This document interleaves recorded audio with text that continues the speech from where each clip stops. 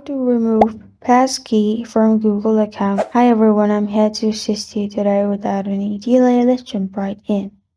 First, open Chrome on your device. Here, click on the profile at the top right corner of your screen. Click on Manage your Google account in here. After you click on Manage your Google account, it will lead you to this page. Click on Security and Sign In. Then scroll down, you'll find Passkey and Security Keys. Click on it. Scroll down, you'll find all your passkeys available. Now, you'll find a cross sign beside the passkey on the right side. Click on it. Now, press on Remove in here, as you will no longer be able to use this passkey to sign in. Simply press on Remove,